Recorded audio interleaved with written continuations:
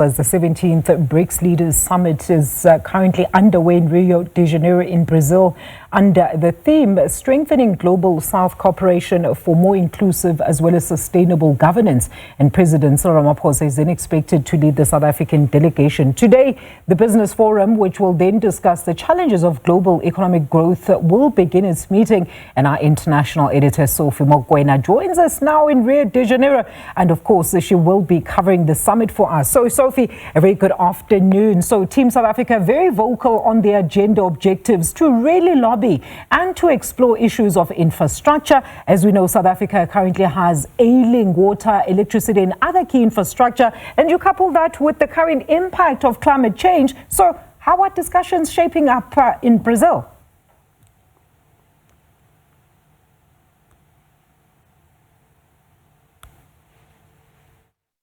Thank you so much, Alicia. We are still here in Rio De Janeiro, Brazil. As you know that the BRICS Business Forum got underway this morning.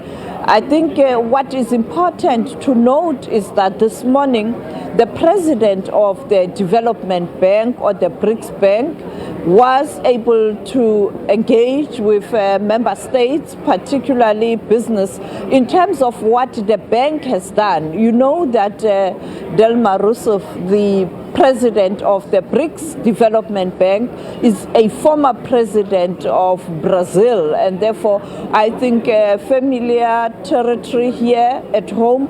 But I think what is critical is to speak to the chairperson of the BRICS chapter in South Africa, the BRICS Business Council chapter in South Africa, Busisiwe Mabuza, in terms of what came out of that address by the president of the BRICS Development Bank, because it's quite important in terms of the bank's role in providing support for member states, particularly on issues that are related to infrastructure. Thank you so much for your time. This morning you attended a very important session of the BRICS Bank.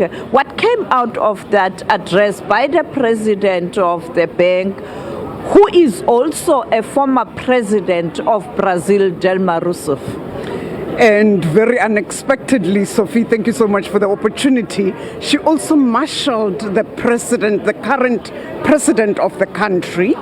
But President Rousseff has now been reconfirmed for another 5-year term. So this was her inaugural meeting in her second term.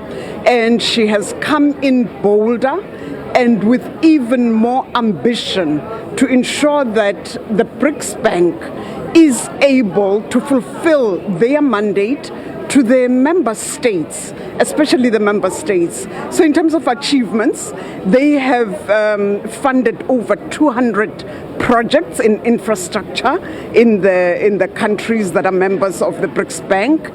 They have been able to now start raising funding in local currency, which means that the risk of currencies going against the borrowers from the new development bank is going to now be addressed, a very exciting development. And finally, they have expanded to funding private sector directly. If you will recall, when the BRICS Bank started, they were focusing on sovereign funding only. Now they will be funding private sector initiatives. And in a private conversation with the leadership of the business chapters of the BRICS, President Rousseff indicated that in order to be more inclusive, especially considering youth and women-owned businesses, she would like to propose to the bank that they consider bringing down the minimum level of investment that the BRICS Bank would do, which means that their funding will now become accessible to small and medium enterprises. Very exciting for us as South Africa and Africa. This comes at a time when you look at the global trade. There was a shake-up after President Donald Trump took office, introduction of tariffs, and at a time where the economy globally is very, very sluggish. Do you think the Development Bank is geared towards addressing what member states might experience in terms of trying to have resources to embark on massive project, like for example in South Africa, the infrastructure project. We saw President Trump moving away from funding countries through the US aid. Do you think the BRICS Bank can assist in terms of helping countries that would want to embark on massive infrastructure development? In fact, Sophie, they committed to that. The president of the bank has committed to ensuring that member states are able to access funding in a manner that talks to that country's needs and that country's environment. And they deliberately want to move away from what we've seen from other multilateral institutions who impose certain conditions which may not necessarily be favorable for those particular countries. Infrastructure is a very important ingredient for global growth, and they recognize that, and they have backed already quite a number of infrastructure projects and have committed to fund even more going forward. And I think the fact that they now won't be limited to funding sovereign projects only will unlock even further projects, especially if I look at the African Continental Free Trade Area as an opportunity. Cross-border projects maybe will be unlocked with the funding of the new development. And more African countries joining as partners, outreach program, and also members of BRICS. Do you think this is an opportunity for the developing South to reposition itself?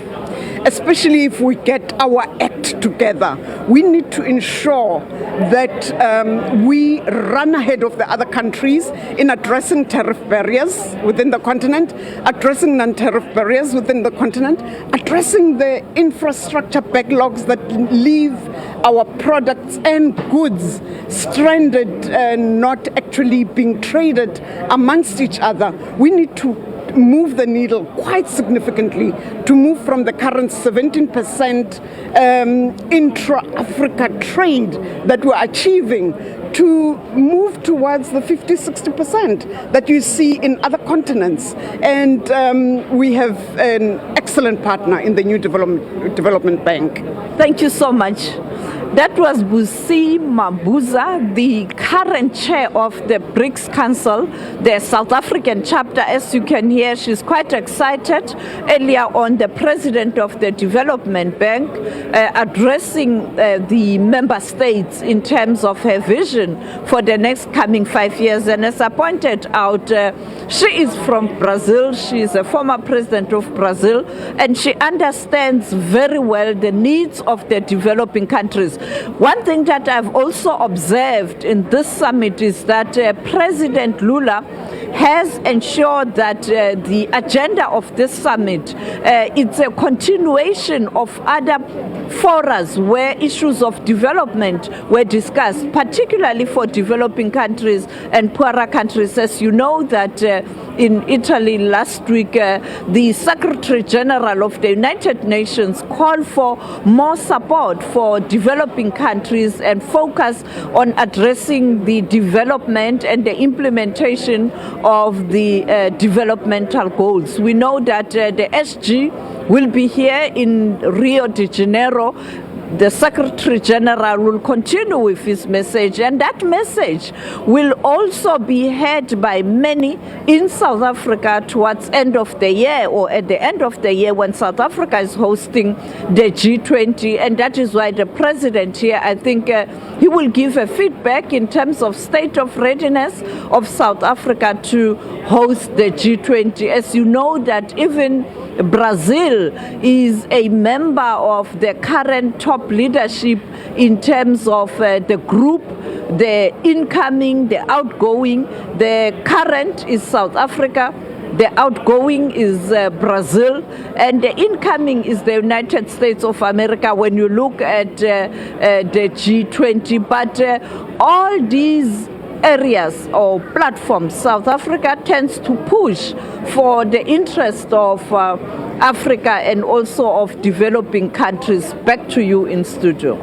Thank you so much to SABC News international editor there, joining us live from Rio de Janeiro out in Brazil, Sophie Mokoena.